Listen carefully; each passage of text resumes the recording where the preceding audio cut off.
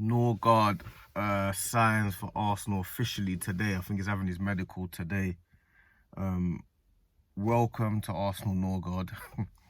I'm only really doing this video because I feel like since we've had the rumour that NORGAARD potentially is coming to our club and stuff like that, I think it's just been pure negativity. I don't think he's had a fair assessment of a player and maybe what he brings to the club because of the state that Arsenal are in and where we are and what we expect. I think a week later or 2 weeks later, after we heard about the Thomas Partey news and stuff like that, Zubimendi's obviously signed as well. We're now linked heavily with Gyökeres. Obviously, previously Madueke was linked to us. I think with all of that happening and then obviously the positive signs of Zubimendi and Gyökeres coming, I think the NORGAARD signing is far more astute and clever business than we even gave it credit for. I think it's far more clever. I think he's captain of Brentford, 31 years old, Premier League proven. I know a lot of people say they don't care about Premier League proven. I do. He's clearly, every time we've played Brentford, we have a big problem playing against Brentford, and he's one of the major reasons with it. Not only that as well, he's a physical young man. So I'll say young man, but you know, young man to me, innit? So yeah, I think like it's a very clever signing. And how I look at it is, would I rather Jorginho on the pitch or NORGAARD on the pitch? That's how I see it. I'm not gonna do the whole Partey, NORGAARD is not as good as Partey. I'm not doing that because we've got Zubimendi. So I'll compare Zubimendi with Partey. I'll do that in a different video. But for NORGAARD, would I prefer, if we're playing against a top team or Champions League or semi-finals of a domestic cup or a Premier League away game, would I prefer NORGAARD or Jorginho? I would much prefer NORGAARD. That is easy for me, because I remember the times when we used to play against Brentford and they're a problem for us to play. We've struggled against Brentford badly. Or when we're playing physical teams back in the day, and it was always this thing of Arsenal got a soft underbelly. Not anymore. So if I'm at Anfield away, would I rather Jorginho? Because if I see Jorginho on the pitch at Anfield away, I'm nervous. I am nervous. I might be like, yeah, Jorginho, if he can get into the swing, you might start looking at all the positives that Jorginho does, but overall, you're gonna feel like he's just gonna they're gonna run through that midfield. Like, you're thinking Declan Rice is gonna have a lot to do. That's what I would believe if Jorginho's on the pitch. I know Jorginho can play and he can do his thing against maybe teams that we're gonna control the ball and stuff like that. But any team that I feel like has got a real presence in midfield, or imagine thinking Jorginho can handle St James's Park, Newcastle away. If you see Jorginho on the pitch at Newcastle away, if he does this controlling thing with the ball and he has a blinder of a game, it can happen because Jorginho's a top-class player. But 9 times out of 10, the game's going to whiz him by at this point now. It's going to whiz him by. Jorginho at St James's Park or NORGAARD at St James's Park. That's how you got to see it. I'm picking NORGAARD every day of the week. Jorginho at Anfield or NORGAARD at Anfield. I'm picking NORGAARD every day of the week.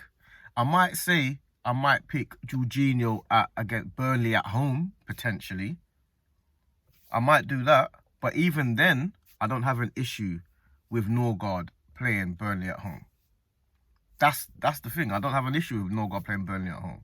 So I think we've done NORGAARD a bit of a disservice because there's been so much negativity online. And a lot of these players, they see a lot of stuff that happens online. So I think this is one of those videos that I thought I needed to do because I feel like NORGAARD hasn't had a fair shake from the online fan base, at least anyway. And I feel like this is what we needed, I needed to do, because he is a good player.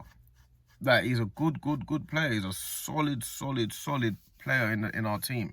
Like, we talk about squad depth. We're always complaining about squad depth and players that can come in that are good enough to start. He's good enough to start.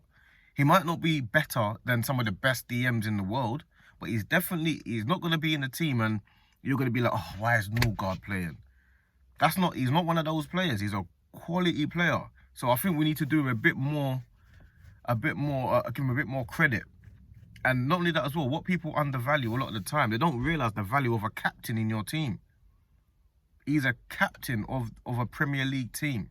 So he clearly has the right character to be part of our team. And our team's a young team. So he's 31, comes in with pure experience, and he comes in exactly with what we need, a bit with that tough, rugged feel as well. So I feel like it's a quality signing, and I feel like we've done him a bit of a disservice by not like recognizing what it was earlier. And I feel like that was because of the priority of our transfer window. We seem to have signed backups and filler players before we signed our main targets. But now that Zubimendi's been signed, now that Gyökeres is heavily linked and it's advanced stages, I feel like I can now start appreciating NORGAARD and Kepa's a bit more. You know what I'm saying? I'm not going to get into the Madueke. I'm going to stick with NORGAARD, but I feel like we have to see NORGAARD for what it is, and it's a solid Premier League player in a position that we need a solid player in. So I think that's what we kind of missed. I missed especially. I knew he was a good player, but I missed like how much we actually needed a player like that in our squad. And I feel like it makes a lot of sense. And I'm not, all of a sudden, I'm looking at our squad feeling like if we can get a couple more attacker players in, and then I think we'll be ready. I think we'll be ready if we're looking at getting a striker immediately. If we get a striker immediately, as in Gyökeres, and we get an Eze, and we're looking at a Rodrigo potentially, all of a sudden our squad looks transformed. It looks very, very, very different. Your Tierney and Zinchenko potentially leaving. Trossard and Martinelli are looking like they potentially might leave one or the other. I don't think we'll sell both of them. All of a sudden, you're selling a Trossard and bringing in an Eze. Your Jorginho leaves and you're bringing a NORGAARD. All of a sudden, the squad looks far more complete and far stronger. So, and I'm an advocate for signing Prem-proven players in this league, especially when they're going to be the squad players. Especially that, because when they do come in, they don't need to bed in. They're already here. Oh, you're not playing every game, but you might play. Yeah. Oh, Zubimendi is out for 2 weeks. You might have to play Leeds away. NORGAARD's playing, no problem. You know what you're getting with him. So, I think it's a clever signing. Welcome to Arsenal, NORGAARD, and I think we've done him a bit of a disservice. But yeah, man, I think it's a good signing. I think now we might be able to see the real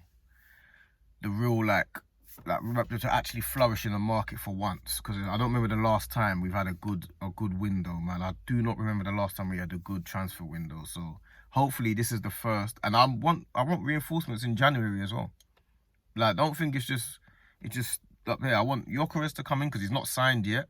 Zubimendi's here, NORGAARD's here, Kepa's here, and then I want to make sure we go and get the Ezes and potentially go and get Rodrigo. I want these guys, Mosquera, I want all of them. And then I also want a couple more reinforcements in January as well. I want a couple more just to see, because there's going to be gaps in our squad still. Little gaps here, there, and everywhere. So, yeah, welcome to Arsenal, NORGAARD, and hopefully we can have a real push for the title this year, man. And he can be a big part of that.